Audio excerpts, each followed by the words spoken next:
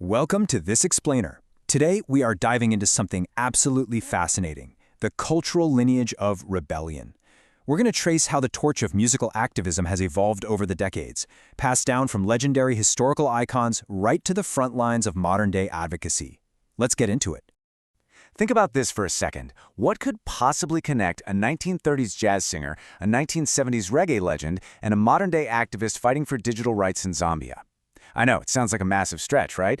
But as you'll see, they are actually all vital chapters in the exact same continuous story of resistance. All right, Section 1, Icons of Rebel Music, the Historical Foundation. Let's look at a few historical milestones that really laid the groundwork for using music to challenge the system. Way back in 1939, Billie Holiday brought the horrific reality of lynching right to the forefront with her song Strange Fruit.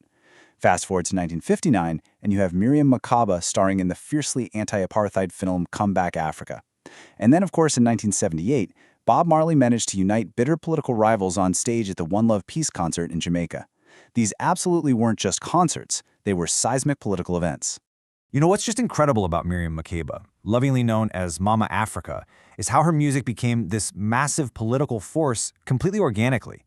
She famously said she wasn't even trying to be a political singer, she was just singing about her everyday life. But here's the thing, speaking the unfiltered truth about the brutalities of apartheid was considered so dangerous that it led to her exile. She actually lost her South African citizenship just for sharing her reality. Her mere existence as a truth-teller was revolutionary. Now, contrast Makeba's organic approach with Bob Marley's highly intentional, unyielding drive to fight oppression. Marley actually survived a politically motivated assassination attempt right in his own home, and, get this, just 2 days later he was back on stage performing. He truly viewed his music as an active, daily weapon against the people trying to tear the world apart. But of course, speaking out like this comes with an immense personal cost. Take Billie Holiday. She didn't just face pushback from audiences or record labels, she was targeted directly by the United States government. Because she kept pushing the Black experience into the spotlight with Strange Fruit, the Federal Bureau of Narcotics, led by Commissioner Harry Anslinger, made it their literal mission to silence her. So, the archetype of the rebel musician, it's inherently fraught with very real systemic danger. Moving right along to Section 2, the Marleyan Paradigm, a blueprint for protest.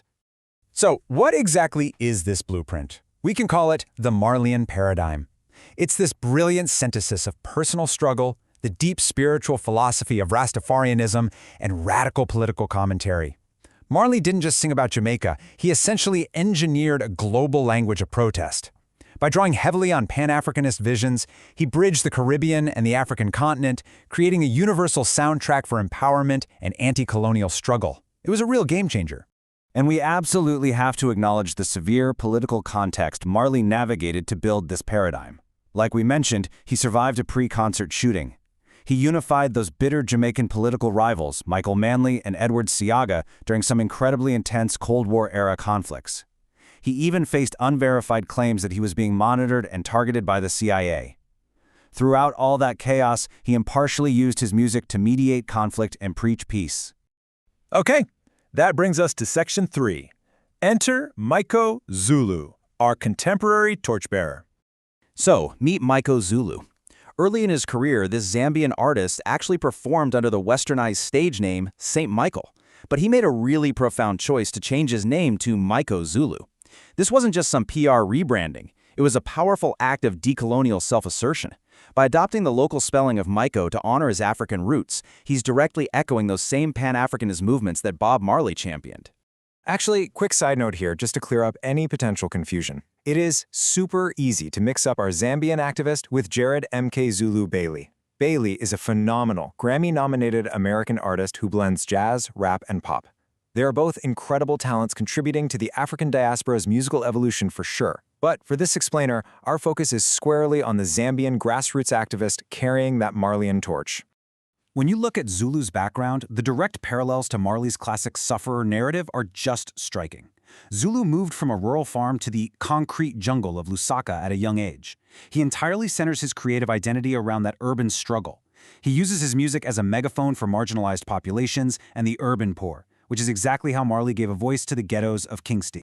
This all really came to a head in the year 2006. Zulu released an album featuring a track called Mad President. It was this incredibly direct critique of executive power, and it was deemed so subversive that the Zambian state broadcaster flat out refused to play it. But, much like we saw with earlier rebel icons, state censorship didn't silence him. No way. It only validated his power and amplified his reputation as a genuine dissident voice. Let's dive into Section 4, the modern struggle, 21st century issues. Here's where things take a really interesting turn.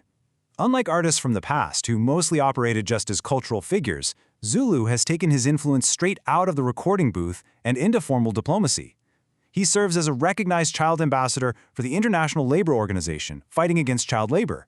He's also been out there actively protesting the harassment of journalists, putting himself on the front lines to defend a free press and institutional transparency. And this focus on institutional accountability led to a massive landmark moment. After enduring verbal and physical assault, Zulu didn't just write a protest song. He engaged in a grueling 3-year legal battle and actually secured a guilty verdict against the police. This is widely seen as a huge learning moment for Zambian civic space. It proved that citizens can, in fact, hold state institutions accountable using the rule of law. It is a very modern judicial way of fighting the system. But he isn't stopping at the courtroom either. He is taking roots reggae straight into the digital frontier. In 2025, he composed the theme song for the Digital Rights and Inclusion Forum. He's actively using the reggae genre to tackle the absolute complexities of artificial intelligence and digital surveillance, making sure the poor and marginalized aren't just left behind by technological advancements.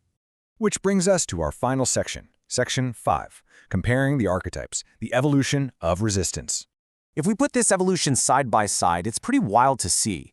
The rebel music archetype has absolutely kept its core mission, but its methods have totally evolved. Marley navigated the 1970s Cold War and colonialism mostly through spiritual defiance. He was fighting mental slavery as a cultural ambassador. Today, Zulu is navigating the 2020s landscape of digital rights and police accountability using direct legal action and formal diplomacy. The fire is exactly the same. The tools have just been upgraded. Ultimately, though, the strongest thread connecting Bob Marley to Maiko Zulu is a profound shared vision.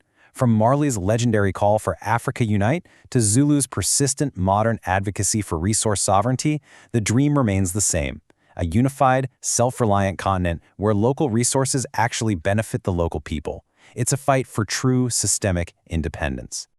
So, that leaves us with a pretty provocative question to think about. We've watched this torch pass from 1930s jazz clubs to Kingston ghettos, all the way to modern Zambian courtrooms and digital forums.